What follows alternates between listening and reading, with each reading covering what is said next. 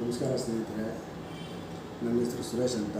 ನಾನು ಬನಶಂಕರಿ ಸೇವಾ ಠಾಣೆಯಲ್ಲಿ ರೀಶೀಲ್ಟಿಂಗ್ ಡ್ರೈವರ್ ಆಗಿ ಕಾರ್ಯನಿರ್ವಹಿಸಿದ್ದೇನೆ.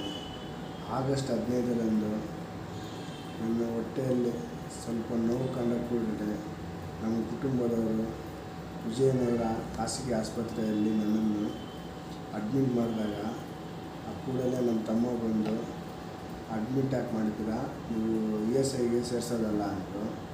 ಅವಾಗ ESI ನಂಬರ್ ನಮಗೆ ಬಂದಿರಲಿಲ್ಲ. ಆಮೇಲೆ ನಮ್ಮ ತಮ್ಮವರು ವಸಂತ ಮೇಡಮ್ ಅವ್ರಿಗೆ ಫೋನ್ ಮಾಡಿ, ಮೇಡಮ್ ಅವರು ಈ ಥರ ಇದೆ ಪರಿಸ್ಥಿತಿ ಅಂದಾಗ ಮೇಡಮ್ ಆ ಕೂಡಲೇ ನಾವು ಇದ್ದ ಹಾಸ್ಪಿಟ್ಲಿಗೆ ಬಂದು ಏನು ಎಲ್ಲ ಅಂತ ವಿಚಾರಿಸಿ ನಮ್ಮದು ESI ನಂಬರ್ ಬಂದಿಲ್ಲ ಅಂತ ಗೊತ್ತಾಗಿದ್ದ ತಕ್ಷಣ ಪ್ರಧಾನ ಕಾರ್ಯದರ್ಶಿಗಳಾದಂಥ ನಮ್ಮ ಸತೀಶ್ ಸರ್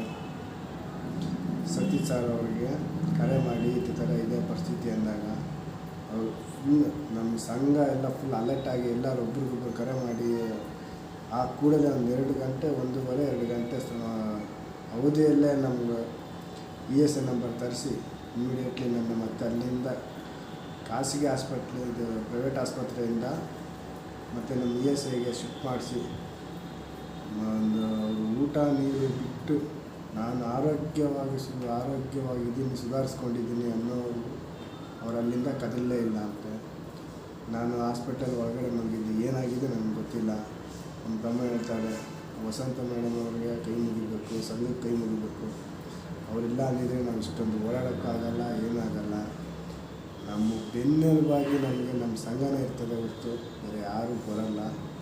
ನನಗೆ ಇವಾಗಲೂ ಗೊತ್ತಾಗಿದೆ, ಸಂಘ ಇದ್ದರೆ ನಾವು ಸಂಘ ಇಲ್ಲ ಅಂದರೆ ನಾವಿಲ್ಲ.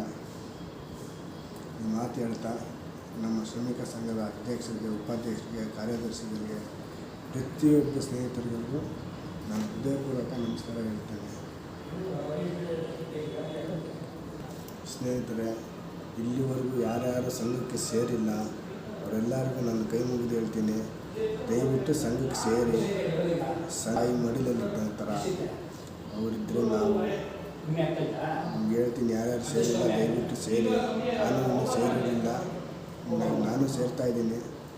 ಯಾಕಂದರೆ ಅವ್ರ ಮಾತು ಯಾವತ್ತೂ ಯಾರು ಕೇಳಿಲ್ಲ. ನನಗೆ ಅನುಭವ ಆಗಿರೋದ್ರಿಂದ ನಾನು ಹೇಳ್ತಾಯಿದ್ದೀನಿ.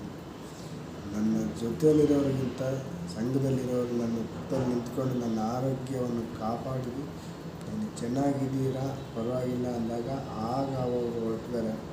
ಅಟ್ಲೀಸ್ಟು ಕಾಫಿ ಕೂಡ ಸಹ ಕುಡ್ದಿಲ್ಲ ಅಂತ ನಮ್ಮ ತಮ್ಮಂದಿರು ಹೇಳ್ತವ್ರೆ.